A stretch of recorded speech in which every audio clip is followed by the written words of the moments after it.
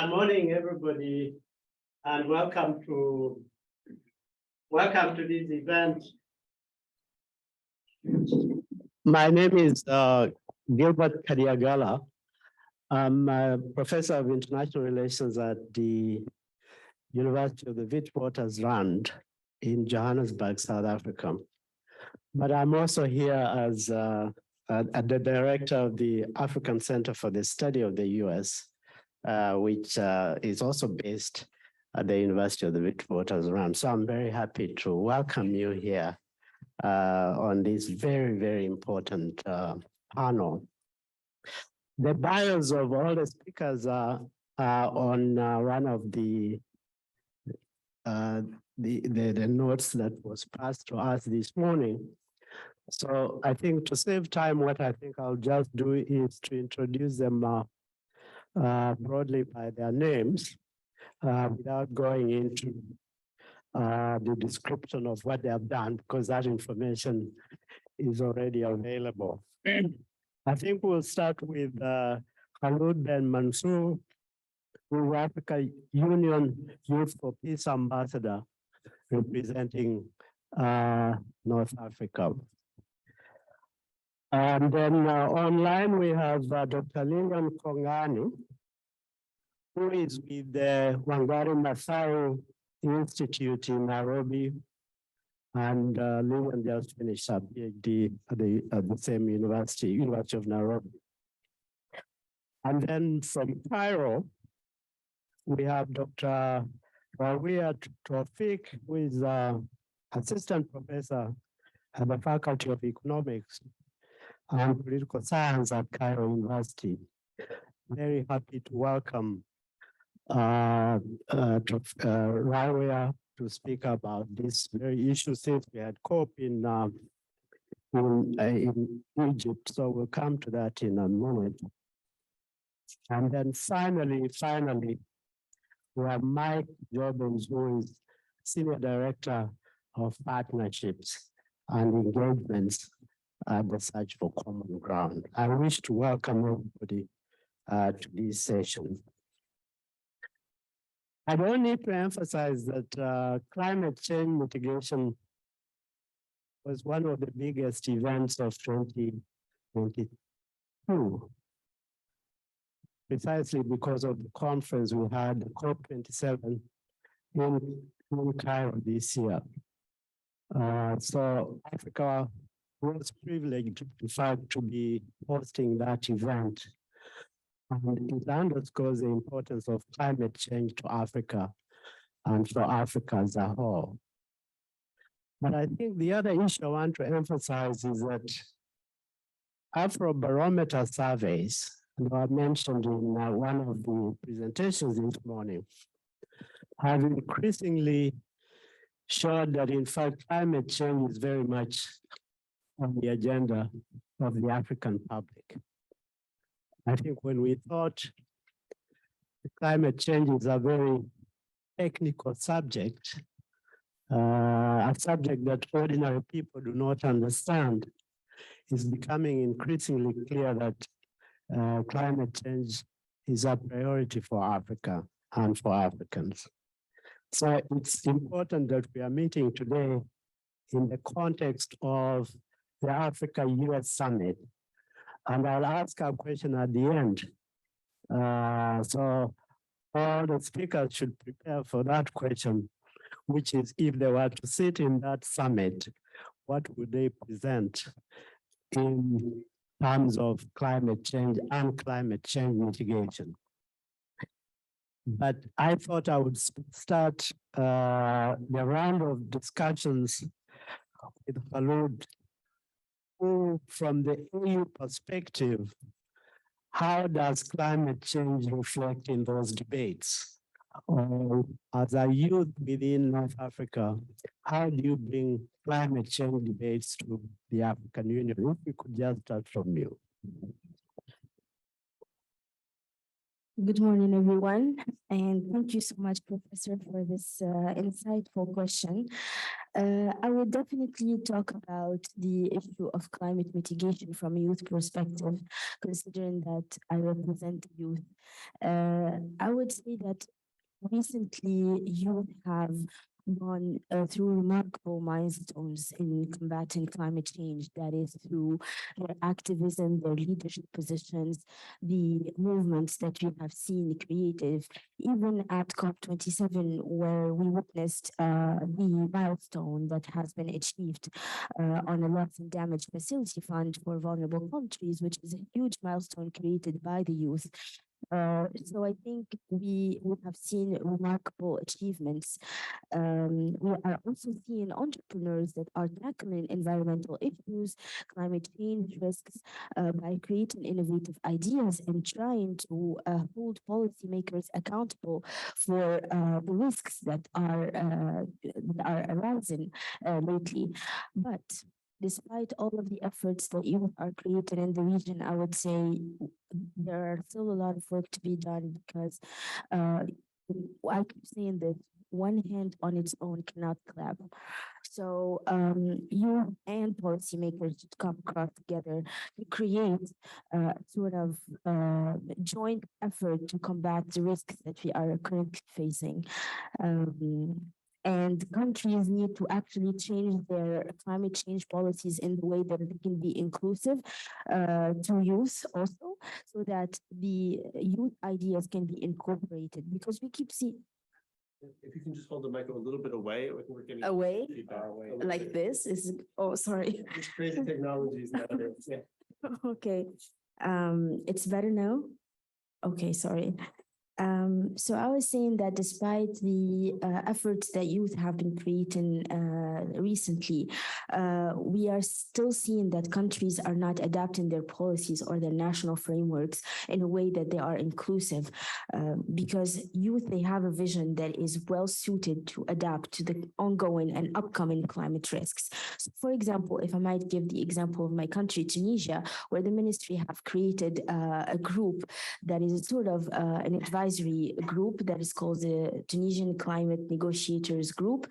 That is a delegation that participates officially in all COP occasions and even at the subsidiary bodies meetings, which tackles the adaptation, mitigation, loss and damage, gender, and other thematics related to climate change. And this actually, in a way or another, reflects the efforts done by youth to tackle climate change. And if we keep sharing the same practices, I think we can actually have a regional or a continental vision that speaks about youth efforts in combating climate change. And we have seen young people who are experts either in renewable energy or green gas emissions, etc. So why not we do not combine the efforts of young, brilliant minds with the policymakers in a way that we know how to mitigate the upcoming climate risks and adapt them to the local context, because as we know, each country has a specific context related to climate change, and they have to have their own mitigation and adaptation mechanisms.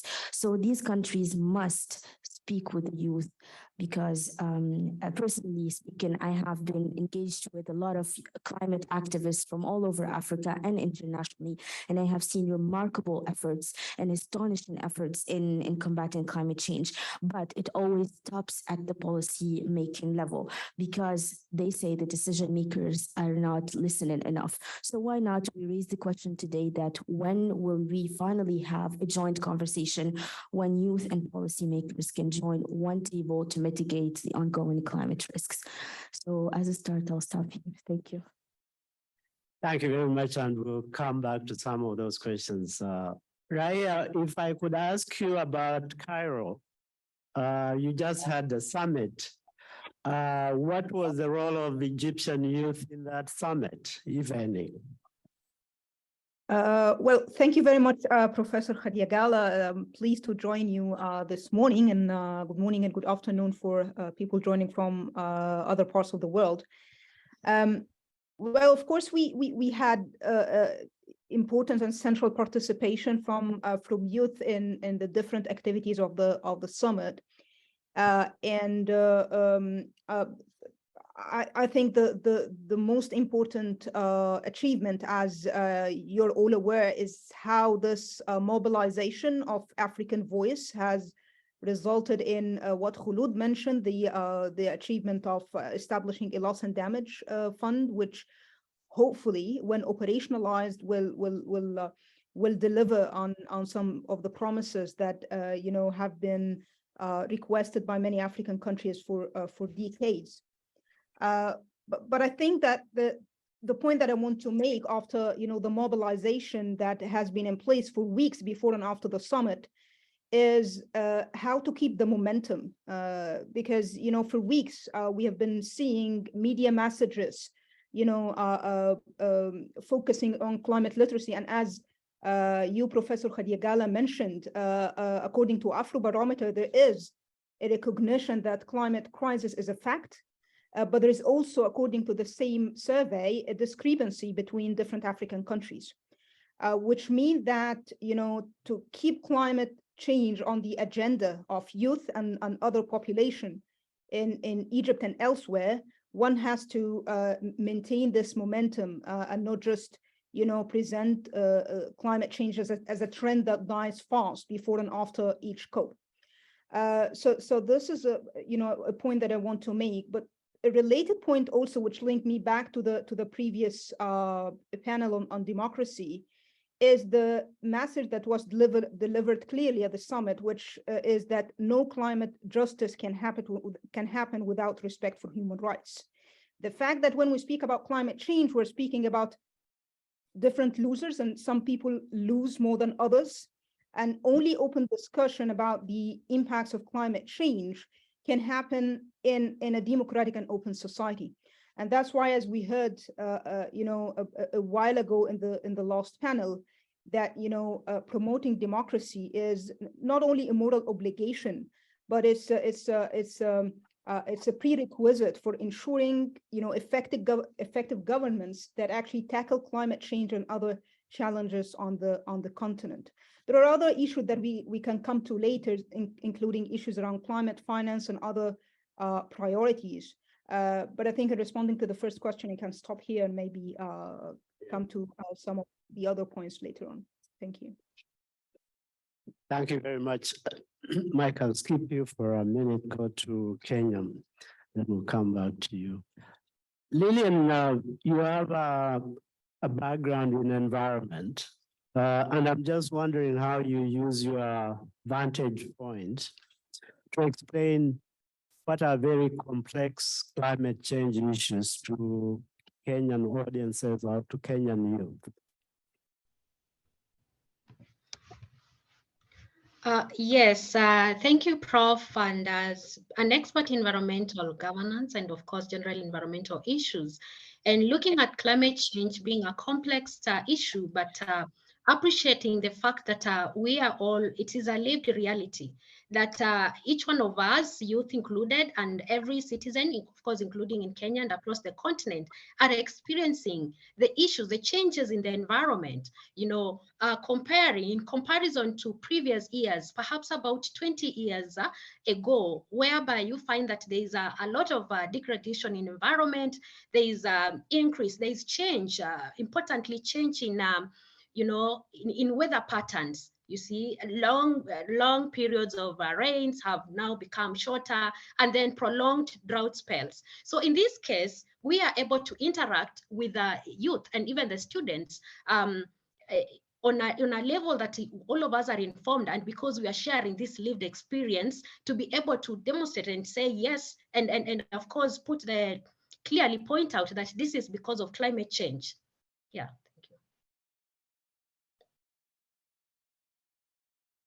Mike, you are in charge of partnerships and engagements. How does that translate in engaging with Africans or African youth? We have a summit here. What do you read as your role, particularly from a climate change perspective, in building those partnerships and engagements? Gilbert. Thanks, Gilbert. I am the head of partnerships with Search for Common Ground. We're an international peace-building organization supporting societies around the world, here in the US, as well as across Africa. We have about 30 offices on the continent, as well as throughout the Middle East and Asia. And I think where we see the greatest potential for sort of US-Africa partnership is really around the question of sort of building the future for every American and for every member of African society.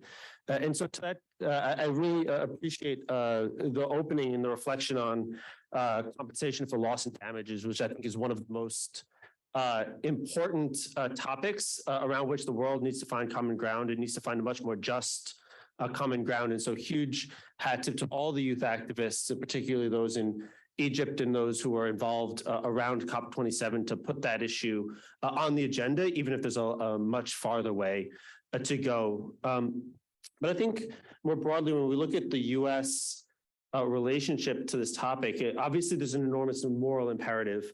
Africa has been responsible for less than 17% of global emissions, and yet is bearing the brunt day to day in a number of African societies, every African society, but also around extreme weather events. Half of the countries most vulnerable to extreme weather events are in Africa. The place where I think the US could perhaps move the most, and maybe to jump to sort of your teasing of what we might hope comes out of Biden's the African Leaders Summit happening across the street, might be, I might point to three things. The first is striking a much more fair deal around the role that Africa plays in the world's energy transition. We heard earlier today, we were in this room, we heard that 1 in 3 American dollars destined to the African continent as investment goes to mining minerals in the energy sector. That's understandable. Cobalt, 70% of the world's cobalt, vital to batteries, comes from the Democratic Republic of Congo. Nickel comes from Madagascar, and yet our Malagasy economist was explaining how migrant workers from the Philippines were brought in because despite all of the unemployment in Madagascar, there was an investment in the local labor force to benefit from the production of nickel that was being supported in that country. And so there's a much more constructive and grand bargain to be struck around the role of outside investors, and particularly American investors, in ensuring that the fourth industrial revolution, the climate, the green energy revolution, benefits and undoes some of the harms that were created and perpetrated in Africa by the previous 3 industrial revolutions. And so there's an awful lot that the American government can do, American civil society like us can do, and American industry can do in de-risking Africa for a socially positive investment in the green energy space.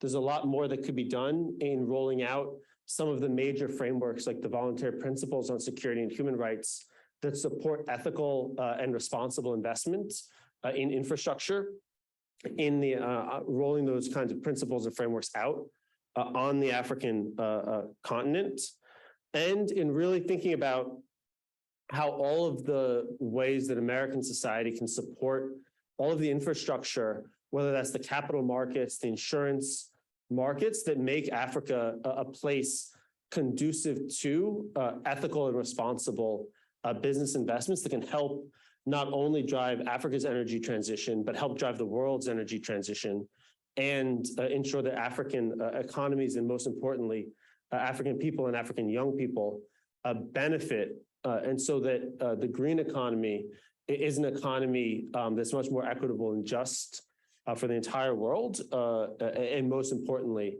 the people in the on the African continent who are experiencing the brunt of climate change, but could be the rightful recipients of energy windfalls from a much more smarter set of investments that the US could, but is not today facilitating. Come back to you, Khaloud. You know that the AU often within Africa or outside, they gets a lot of criticisms about how it's engaging with broader African issues. Do you think youth are able to leverage the AU on this issue around climate change, or from your experience as a youth ambassador? do you think your role working within the AU is making a big difference in how you're articulating these issues? I can definitely answer that, Professor. I mean, let's start by acknowledging the opportunity that we're going back to the role of youth or youth owning the spaces in relation to change or activism. So I would say I would start by acknowledging the role that the African Union has been granting to youth in Africa recently by the creation of different programs for young people. That is from the volunteer corps to the media fellows to the youth ambassadors for peace to an adoption of a youth envoy that works under the cabinet of the chairperson, His Excellency Moussa Faki. So we have witnessed during the past 5 years an astonishing progress in okay me and Mike's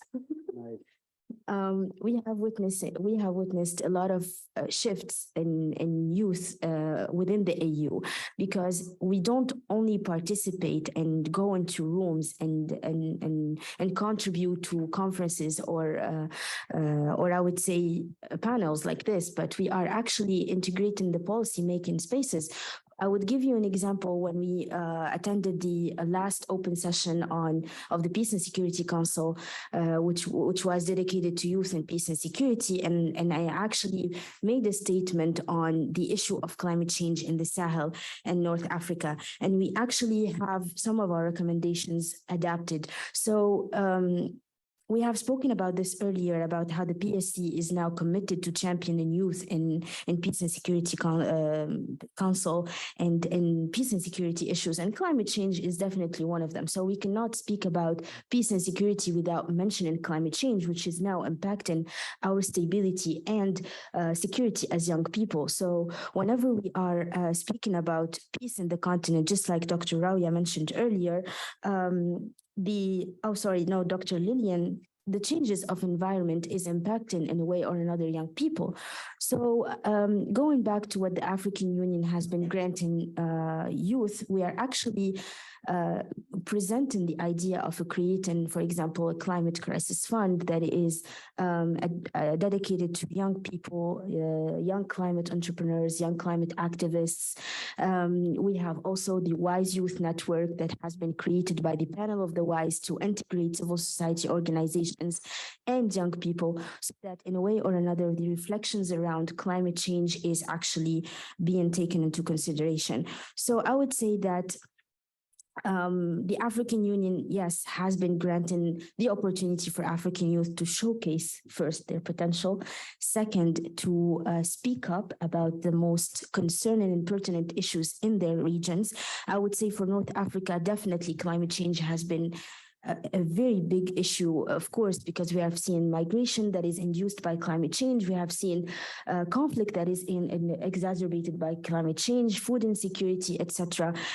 Sea levels that have been increasing, and so on and so forth. So to be granted an opportunity to speak with the high-level decision makers or the highest decision-making organ at the African Union, and to hear some of our recommendations and adapt them verbatim, actually can speak about the African Union's perception today about how young people, yes, they do have the capacity to address these issues. I hope I answered your question. Thank you. I just wanted to provoke you on the AU. Rawia, what I was going to ask you the same question, but look at it from the perspective of, because we are looking at governments and international organizations in climate change and climate change mitigation. If you could speak directly about the Egyptian experiences, do you think there is more sufficient voice for Egyptian youth engaging around these issues of climate change? Well, I think it depends very much on what kind of youth are we speaking about. There are, of course, youth close to policy circles that have been, as I mentioned before, mobilized to speak about climate change issues,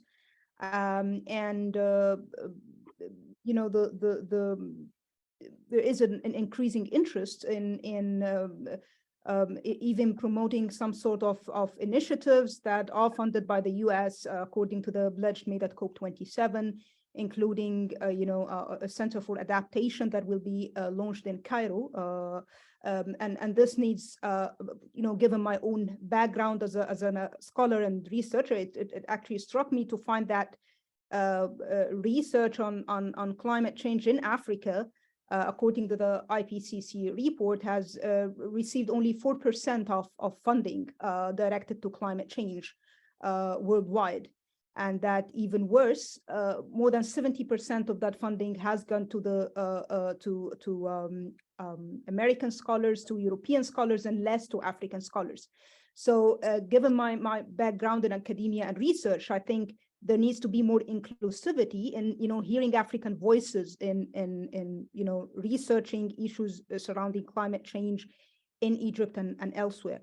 But then from also my own experience, because I see that, again, according to American pledge made at COP27, there is much that is, being directed to different initiatives at the national level.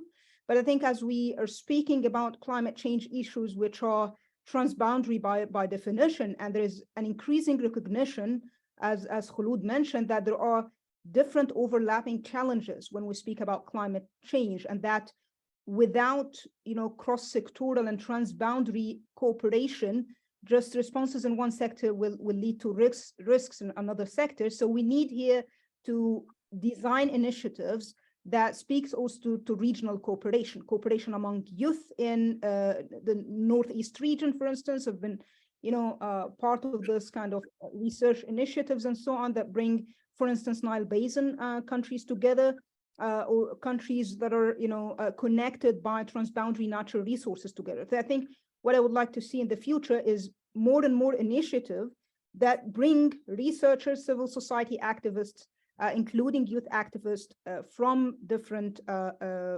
countries in different regions across Africa, rather than really initiative that direct funds to only national projects.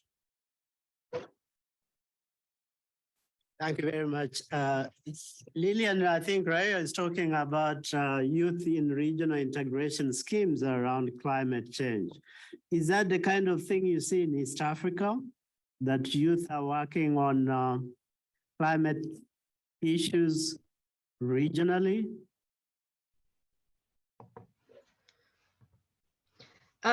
Yes, I will say that of course, first of all, I would like to acknowledge that Africa has got the youngest population in the world. And of course, 75% of these being of at least 1.2 billion of Africa population is at 5 years old.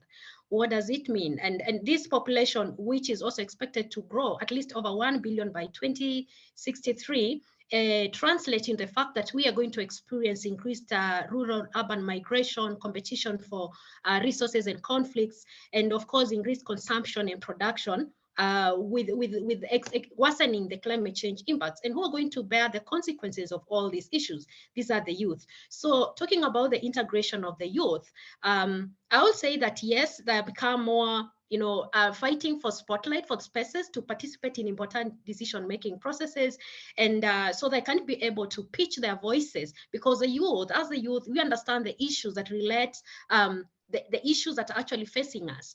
Unemployment, can talk less of being unemployed, and therefore, and also facing the consequences with climate disasters, worsening the food insecurity, and also, presenting other challenges even to our own households. So you find that with the youth, the integration of the youth then gives us the space to participate and be able to share the experiences that we are having related to climate change issues, and be able to inform the policies that our leaders are actually, our leaders and other policy makers across the globe are making. And importantly, of course, and having even that opportunity as a youth to participate in the recently concluded the COP27, I will acknowledge that it's a great space, and even realizing that this the creation of a youth pavilion then it also plays a very important role that is going to create this spot for the youth to be able to advocate for environmental issues and importantly, mitigation of climate change.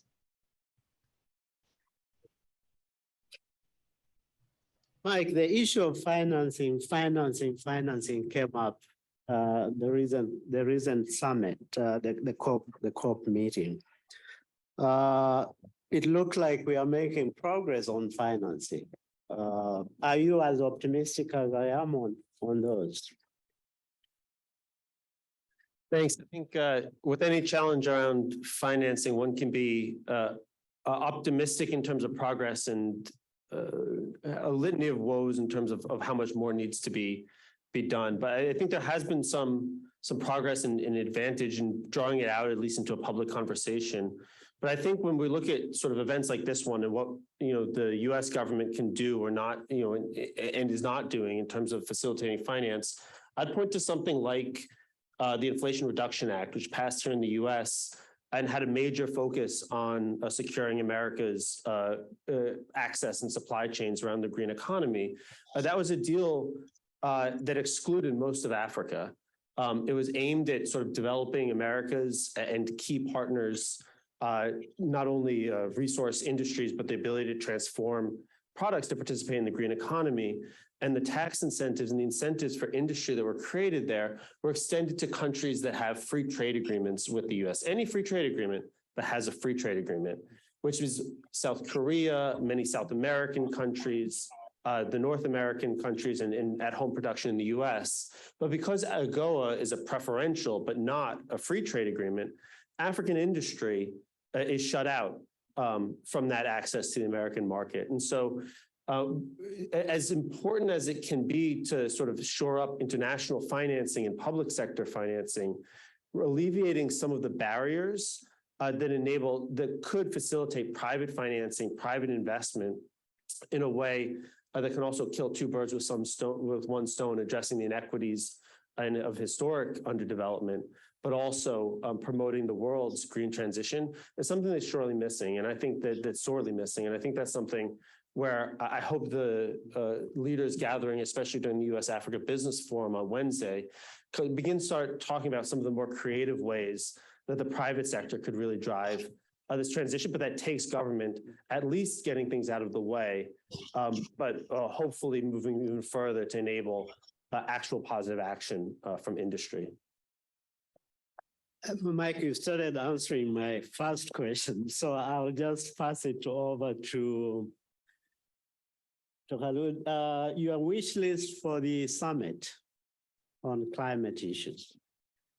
My what? Wish list. What do you want if you're sitting at that table? What would you put across that table? Africa-US Summit. It depends who's on the table at the table. Yes, because the diversity itself can create a lot of interest, or I would say the topic would be interesting. But in a nutshell, I would say my wish list would definitely to push forward the youth agenda, and to have definitely more partnerships between the African continent and the US government, definitely to speak about youth issues that is related to human rights, democracy, to the ongoing issues that we are facing in the continent. We conflict that we are facing as young people, and sometimes that creates a sort of a frustration with lack of opportunities, with the lack of access, with the lack of resources. So these are concerns that we want our leaders to help us answer them. What can be done to protect the youth? Because what we are missing now is feeling safe within our countries. We are being divided. Either we want to activate our potential and be activists and leaders and entrepreneurs and innovators and researchers and move forward and help progress our continent, or we are participating in terrorism activities with promoting hate speech, being violent extremists. So unless we don't feel protected or safe within our continent, some of these issues will keep arising. So I will speak to our leaders and say, listen to us, invest in us, protect us, provide us with more opportunities. I feel that as an exchange program alumni from one of the US Department of State programs, I was very fortunate enough to get quality education here in the US and to get a lot of networking done, and that helped me to actually be the youth ambassador today, because thanks to that opportunity, I managed to get a lot of help. I managed to build myself. I managed to build my potential, but I am one person out of billions of young people who might not be as fortunate as I am. So what can our leaders do for us to actually protect us? I always like to end my statements or my interventions with a question so that I can let the counterpart actually reflect on what can be done. Because unless our leaders do something for us, we will not actually be getting where we want to be. Of course, we will keep advocating and promoting for youth to have more opportunities, but unless that cannot come from a decision-making body, progress can be done. Okay, the same question to Rawia, where if you are here this week, what would you be putting to the summiteers? Maybe just to follow on what Mike said about climate finance, because I mean, rightly the problem is not only that we're not reaching the financial pledge that have been made, the 100 billion annual contribution, but even if, just as he mentioned, the idea that the money is not going to the most vulnerable nations. So tracking where, climate finance is going is very important because, sometimes donors are attracted to big projects in big countries and, regional powers and so on. But this leaves actually most vulnerable countries more vulnerable even. I already made the point about, also promoting, research funding for climate change research in African institutions that actually voice local priorities rather than, one size fits all agenda, and can't, emphasize more the question of democracy promotion as a prerequisite.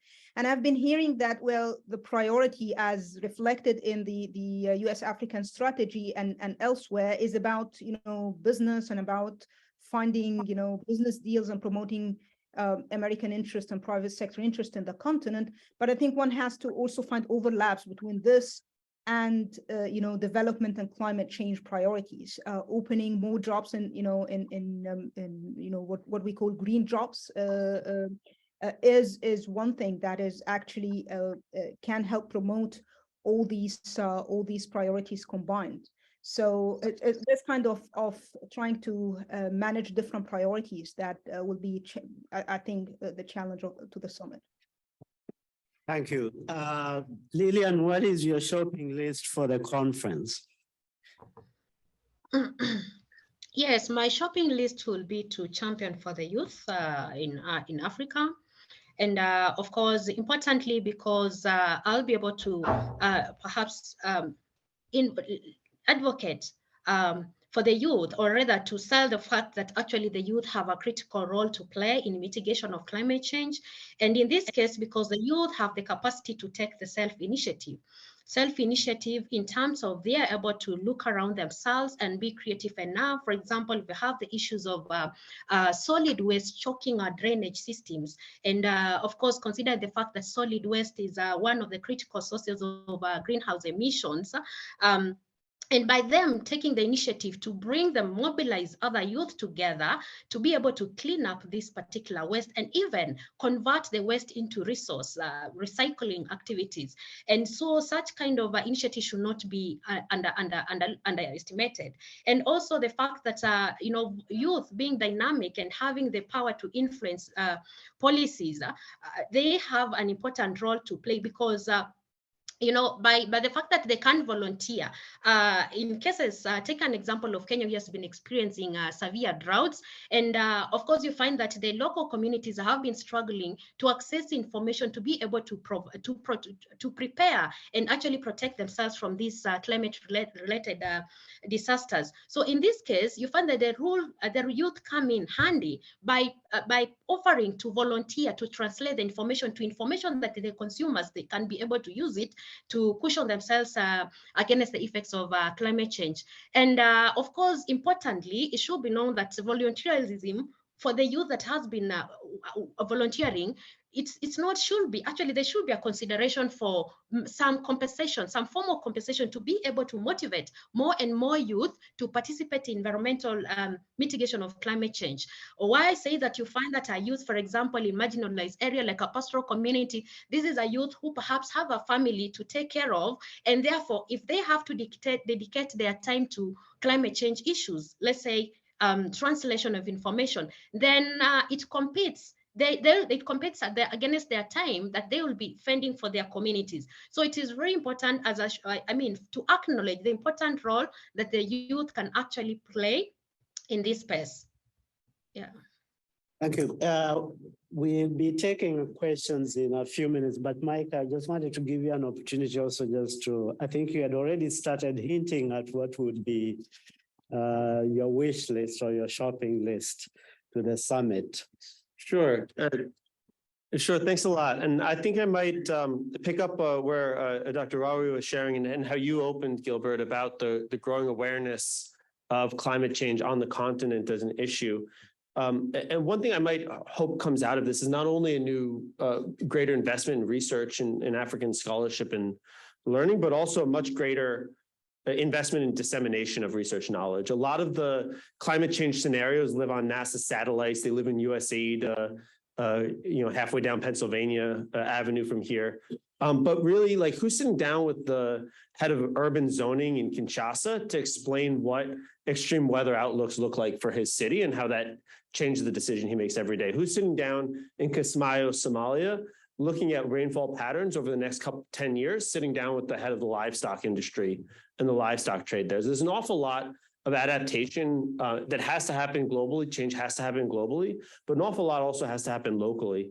And to the extent that we're not only generating African and supporting African knowledge, but also investing in disseminating both global as well as African knowledge in a way that can inform the day-to-day decisions that people are taking, will have an enormous amount of influence on how adaptation happens, how mitigation happens, how local investment happens. And maybe just reflecting on these kind of questions. It's Christmas season here in the US, which means there's a time-honored tradition of writing wish lists for Santa Claus.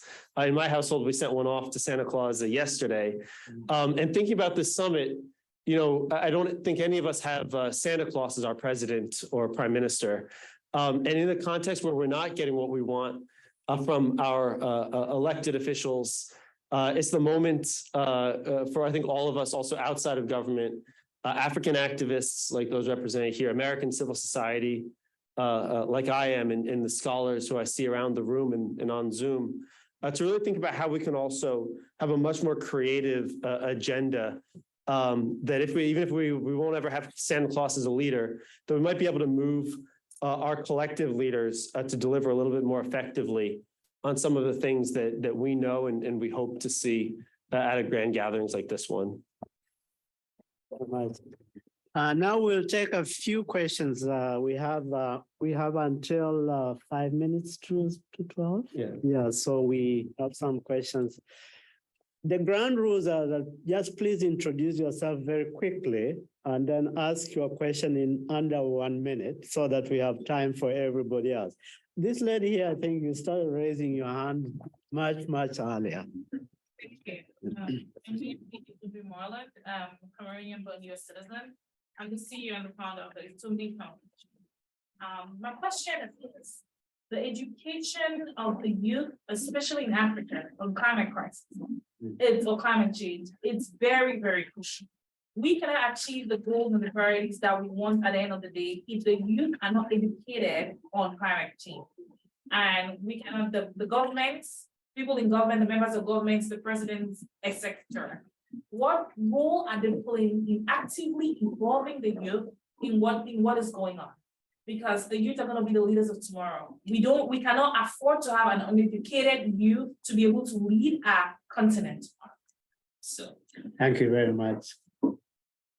Hi, we have a question from an online participant. That's all right. Dr. Chiguchi from Team 54 Project is interested in knowing how attending meetings like COP is a productive way to address the climate crisis when we are often disappointed by world leaders. And he would also like to know what actors on the national level can do to start educating their people to be more inclusive and invest in personal behavior change programs and encourage green advocates to seek elected positions. Yeah, the lady there. Yeah. Hi, I'm Tammy Palacios. I run a non-state actors program at Inline Institute. We're working on a project right now that's focusing on supporting local actors for more counterterrorism reasons. But in that research, I've been connected with Friends of the Nation, which is a civil society organization in Ghana. And I'm wondering, so their environmental advocacy, they do natural resources projects, all the like. To what extent are the topics of working closely with NGOs and CSOs that do research and do these very on the ground, local level projects part of the solution? Like, how can they be leveraged? Go ahead, and then we'll go around the table. Khaloud with African Engineering Youth. And quite honestly, I think the simplest way I'm going to ask it is, we often see that we show what we value by what we invest in. And so how realistically can we expect more investment to go into the amplifying the work of the African researchers? Because we keep on hearing, oh, the research is not coming out of Africa. No, it's there, it's extensive. It's just not validated, it's not appreciated, and it's not amplified. So how are we going to see that, especially if we're going to involve youth? Folks are watching TikToks by the millions. How do we get scientific and technical information to practical users? I'm gonna leave it there. Thank you very much. I think let's go back to the panelists for responses to those very important questions. One is education. And then the question around, do these conferences actually make any difference? And not just folks, but the one we're having this week. Thank you, Prof, for giving me the honor of taking. Actually, the second part of the second question relates to the first question, because one speaks about the role of leaders in educating youth about climate change, and the second question speaks about national leaders and how they educate young people around climate issues. I would start by saying that one of the recommendations maybe is to incorporate climate education within the curriculums. This is the most common recommendation that we have been advocating for years. And honestly, I remember in primary schools, we have that education. It's called environmental education, where we teach young people, children actually, how to plant a tree, for example, during the free hours of school. And unfortunately, after my generation, that kind of activities have been removed. So I think if we start raising this education at an early age, we are building a generation not only understanding the local context or what's going on about climate issues, but they will be able to decide if they want to be engaged at a national or regional level when they grow up in academia or in research, or if they want to be actually contributors to tackle climate change issues. So I would say initiatives such as incorporating climate education is a must, and that's not only should be at a national level. I think we should have maybe regional programs where young people can actually exchange from one another. But that should come, as I said earlier, at a decision-making body, because even though the recommendations are there, leaders must decide that climate education now is important because we are facing climate crisis. Now, about COP, is it a productive meeting? I'm not sure if this is addressed for us as young people or broadly, but as young people, yes, sometimes we say that, oh, we pulled a lot of efforts and we actually prepared but nothing happened. But I think we shouldn't actually get frustrated. It's an ongoing journey, I would say. I don't like to use pejorative terms, but I'd like to stay optimistic and say that sometimes to reach a milestone, it takes actually an entire generation, and to reach a result, it actually takes a lot of effort. This is why we actually celebrated the fund of loss and damage when it was actually there, because it didn't come at one night and the other. It actually took years for young people to advocate through different COP sessions. Sometimes it's not a productive meeting, like it happened at COP26. Nothing actually happened, and leaders were basically meeting and nothing concretely was done. But as young people, we keep raising the bar really high, and we want to see leaders being committed, and we are actually holding them accountable for the decisions they are making. So we would like to see some change. So far, I would say COP has been just a meeting without any adjective, without describing it as a productive. But I think maybe hopefully in the upcoming years, we would say, yes, it was an inclusive, productive, and promising meeting. Rawia, would you want to chip in here?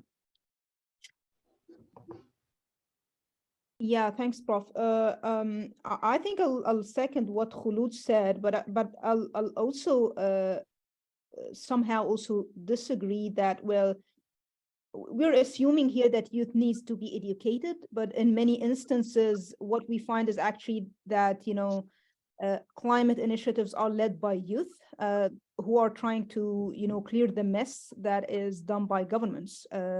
So in a sense here, if the case of Egypt, for instance, we have many reusing, recycling initiatives that are basically led by young people, and as Khaloud said, there is of course a space for sharing experiences, definitely, and a need to educate at a very early level. But at the same time, I think engaging youth rather than really seeing them as an audience that is just targeted rather than being engaged is important. Well, I reiterate the point that, well, it's a government that have to lead by example here. So expecting governments just to act in introducing curricula, in setting or supporting the role of youth and so on, will be sometime problematic and over optimistic, because it depends on priorities. I don't want to mention examples, but sometimes building roads and creating new cities and so on have more priorities than planting trees, right? And there are many examples on that, and thus we need to empower youth movements and civil society or organizations in working on climate issues, just to check the decisions of government and to put pressure. And I think COP meetings are just one of the platforms where civil society is exercising this pressure. Thank you. Quickly, Lilian, if you could whatever you can answer on that. Oh, yes, I will agree that integration of the curriculum, the environmental issues, the curriculum. But besides that, I will say that it's also important that the leaders actually acknowledge the fact that youth are a digital generation. The current youth that we have use a lot of social media platforms. And in this case, they can also go to an extent of, enabling environment whereby information related to climate change is actually available on social media platforms. They can use media stations, different media stations, depending on the level of the target audience, the media, the television, the radio, and so they can make this information available. But importantly, I would like to say that yes, also the leaders have a role to ensure that the youth are actually empowered through education. So, and as they do that, then the youth is also should take the initiative to be able to go out there and actually read about what is trending environmental issues, be able to understand the nationally determined contributions so that they can be able to relate and hold the leaders accountable for their actions and even commitments, because they're not be able to hold them accountable and even contribute solutions in their own way if they may not, the youth will not be able to understand what climate change is. Thank you. Mike, let me bring in Dan. Dan had a question and then we can wrap up. Dan Whitman. Thank you. I'm Dan Whitman. I sometimes teach here. I used to be foreign service across the street. Khaloud Ben Mansour, very intriguing. Your mention of an AU volunteer corps. Can you tell us more about that, how it works, if you have any examples of things they do? And would North American or European college students have a role in that? While you're thinking about that, for Mike Jobbins, first of all, you mentioned an energy, where would that come from? And just, I'm beginning to hear, in terms of your comment about the mayor of Kinshasa, there's going to be very good news in early 2023 on data sharing. This is a big project. I'm only beginning to hear about it, but stay tuned for some, I think, very positive announcements of major sharing of data between the two continents. Thank you. Mike, you could maybe just wrap up? Sure, absolutely. I think I'm really, of course, yeah. Really pleased to hear about the data sharing. And I think the degree to which we move, this is beyond a conversation between governments to a conversation between peoples. In a way, we heard youth are this is a digital generation. In some ways, the biggest digital platform is Zoom in terms of driving these global conversations. The degree to which we're talking about energy windfall. What I mean is the degree to which a conversation about how electric batteries get made and what cobalt gets used, to the degree that's happening not just here in Washington or in Nairobi, but that you have young people from Fort Dauphin or Kolwezi talking about how their cobalt gets used and how that benefits or doesn't benefit their communities. When we talk about nature for climate, the degree to which people in Mbandaka or in Zerakore can be zoomed in as easy as Nairobi and Egypt. And so bringing that into a much more inclusive conversation about who benefits from climate change adaptation in a green economy is a tremendous opportunity, not only for US-African partnership, but particularly to bring in the parts of Africa and the segments of Africa, and particularly the youth who are most affected by change, but have the biggest opportunity to benefit from a better and more just economic system. Khaloud, if you could respond to the question on the AU Youth Corps, it's quite an intriguing idea. Thank you very much, Mr. Dan. The African Union Volunteer Corps is an ongoing recruitment that happens throughout the year. So they actually recruit volunteers from the 5 regions of the continent. So unfortunately, it's not available for other nationalities unless it's from an African country. And the volunteers, they serve for 1 year within the African Union headquarters, within any of the departments based on the candidacy, based on the call for applications. So each department, for example, they launch a need for a project assistant, for a senior program